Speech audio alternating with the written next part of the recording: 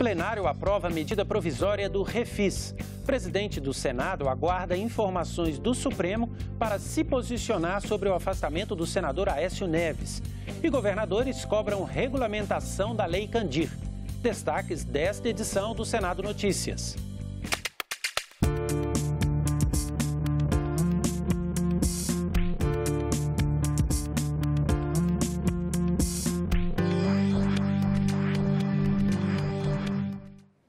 Boa noite. O plenário aprovou nesta quarta-feira a medida provisória do Refis, que permite o parcelamento de dívidas com instituições públicas. O texto permite a renegociação de dívidas não tributárias com autarquias e fundações públicas, como o INCRA e IBAMA, Comissão de Valores Mobiliários e agências reguladoras. Para alguns senadores, a medida ajuda na recuperação da economia do país. A retirada de um grande peso que recai sobre as companhias brasileiras certamente será o resultado mais efetivo desta nova legislação. Essas empresas endividadas acabam impossibilitadas de tomar novos empréstimos e seguir gerando novos negócios e empregos no nosso país. A medida permite que a dívida seja parcelada em até 240 meses, com descontos nas multas e juros que podem chegar a 90%. Quanto maior o número de parcelas, menor o desconto. Para alguns senadores, a renegociação de dívidas beneficia os maus pagadores. Antes do governo fazer um projeto para anistiar multas ou para premiar o inadimplente, ele deveria premiar o adimplente, aquele que mesmo com todas as dificuldades, ainda assim honra com as suas obrigações. Só para uma concessionária de telefonia, a Oi, são mais de 20 bilhões de débitos desta empresa. E sabe quais são as razões dos débitos desta empresa? Junto à Anatel, são multas. Multas porque essa empresa não cumpriu com as suas obrigações, que é concessionária pública. O senador Lindbergh Farias lembrou que esta não é a única medida provisória no Congresso que renegocia dívidas com o governo. São duas propostas de refis. Essa medida provisória, 789, e uma muito mais grave que está sendo votada na Câmara dos Deputados no dia de hoje, que é a 783. Na negociação do refis na 783, eles estão discutindo já livrar Temer. Senador Randolph, não é só emenda parlamentar que Temer está usando para se livrar da cassação.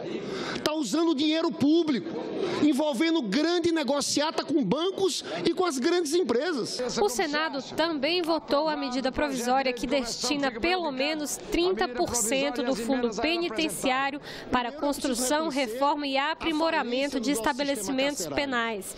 Esse dinheiro também pode ser usado para programas de reinserção social de presos. É preciso reconhecer a falência no nosso sistema carcerário. Nós temos hoje a quarta população carcerária do mundo, 622 mil presos. E aqui abre-se a possibilidade de se retirar dinheiro do fundo penitenciário para ir para atividades de segurança, o que é um equívoco. O que está se fazendo nesse projeto, primeiro, é dar obrigatoriedade de transferência para os estados. Depois, é estender para que se gaste, dentro da despesa do sistema penitenciário, o financiamento de programas destinados à reinserção social de presos, internados e egressos, ou de programas de alternativas penais no caso de municípios. Nós estamos melhorando a execução penal. O requerimento de criação da CPI dos supersalários foi lido na sessão desta quarta. A CPI, solicitada pelo senador Renan Calheiros, vai investigar o pagamento de salários acima do teto constitucional para servidores e empregados da administração pública direta e indireta. Os senadores aprovaram também uma medida provisória que prorroga o prazo de pagamento de aeroportos concedidos, como o Galeão e Guarulhos. Foi aprovado ainda o projeto que concede porte de arma aos agentes de fiscalização dos departamentos de trânsito. A matéria segue para a sanção presidencial. Os senadores também se manifestaram em plenário sobre a decisão do Supremo Tribunal Federal que afastou do mandato o senador Aécio Neves. O STF acatou um pedido da Procuradoria-Geral da República e determinou ainda que o senador não saia de casa no período da noite. Eu não estou aqui para fazer a defesa ou salvar o senador Aécio Neves. Muito pelo contrário, eu acho que nós temos que estar todos aqui para tentar salvar a Constituição e o Estado democrático de direito do nosso país. Não sei qual o artigo da Constituição que deu amparo para propor um afastamento de um senador da República, porque não existe esse artigo na Constituição, só se for em flagrante ou se for na prática de um crime hediondo. Tinha que ter aberto o processo, deixado o Aécio vir se defender, outros fazerem as acusações e o Conselho e o Senado tomaram a decisão.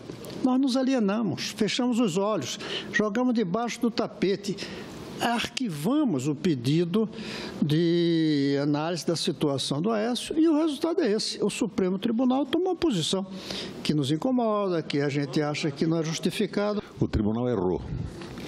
Não existe esse tipo penal, nem na Constituição, nem na legislação, de afastamento de um senador. Esse afastamento não tira a qualidade de senador do Aécio Neves.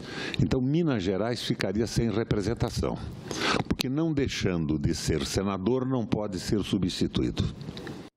O presidente Eunício Oliveira disse que o Senado vai agir conforme determina a Constituição, mas ele afirmou que antes é preciso conhecer os detalhes da decisão do Supremo. Primeiro, o Senado precisa ser notificado sobre o teor da decisão tomada pela Suprema Corte, para saber de que forma o Senado vai agir, ou se vai ou se não vai agir. A Constituição é bastante clara em relação a mandatos eletivos de deputados e senadores. Então, a Constituição determina o que deve ser feito. Não é o presidente do Senado que toma a iniciativa, não é o presidente do Congresso que toma a decisão. Quem tomou a decisão, nesses casos, foram os constituintes de 88 que colocaram isso com muita clareza na Constituição Federal. Então, se a Constituição foi ferida por a decisão e cabe ao Senado tomar a decisão baseado na Constituição, obviamente que o Senado vai tomar as providências. Agora, sob hipótese, eu não tenho como me manifestar e peço desculpa a vocês. Em nota divulgada nesta tarde, o senador Aécio Neves afirmou que a decisão proferida por 3 dos 5 ministros da primeira turma do STF é uma condenação sem que o processo judicial tenha sido aberto. Portanto, sem que ele tenha sido declarado réu. E o mais grave, sem que tenha tido acesso ao direito elementar de fazer sua defesa. A votação da denúncia contra o senador Lindbergh Farias ficou para a próxima semana.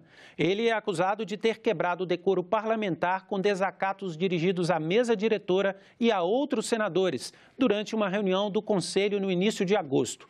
A denúncia foi apresentada pelo senador José Medeiros.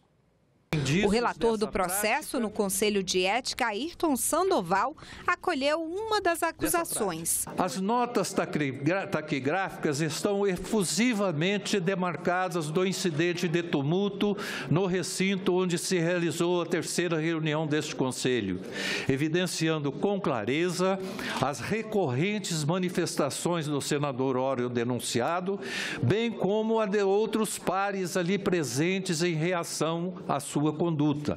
Durante a reunião citada na denúncia, o Conselho analisava processo contra 6 senadoras que ocuparam o plenário na votação da reforma trabalhista.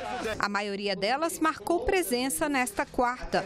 Elas defenderam o senador Lindbergh e pediram para que o processo fosse arquivado. Na hora que nós damos prosseguimento a um processo desse, nós, em vez de caminharmos num sentido do diálogo entre os membros da casa, nós aprofundamos o dissenso.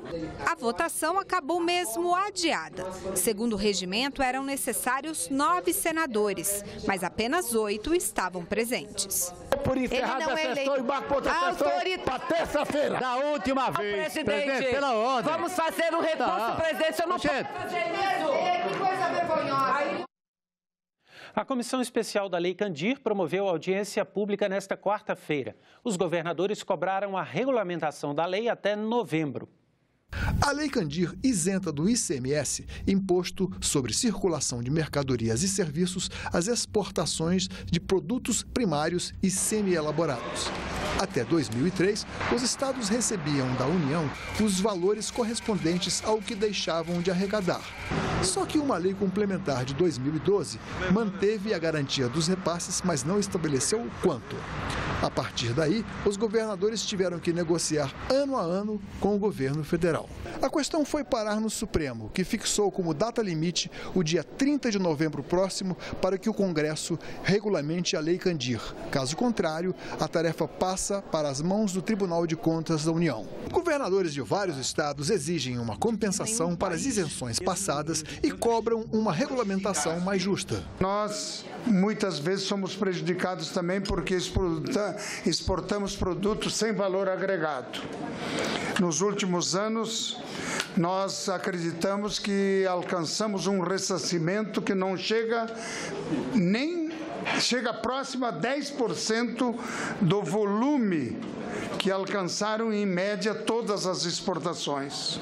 É premente uma decisão até novembro para que a gente tenha realmente o Congresso Nacional cumprindo o seu papel com a Federação Brasileira para buscar o equilíbrio para que cada um possa cumprir com as suas obrigações e continuar avançando, produzindo e gerando riquezas para o nosso país. Mas o representante da equipe econômica do governo federal adiantou que não reconhece o cálculo das perdas dos estados.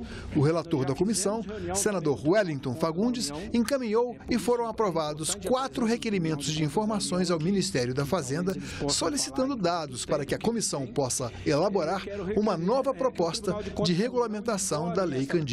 Temos preparado aqui 4 requerimentos, isso fruto de várias reuniões que fizemos, o senador Flecha participou, tantos outros no Ministério da Fazenda, com a consultoria da Casa. Em nenhum momento a Constituição está dizendo que cabe à União, tem uma obrigação, uma responsabilidade da União de fazer ressarcimento integral, compensações, etc., de perdas. Não é isso o que está escrito no texto constitucional.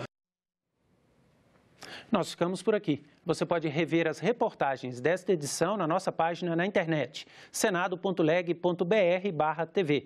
Continue com a gente. Outras notícias a qualquer momento na nossa programação. Obrigado pela companhia e fique com a TV Senado.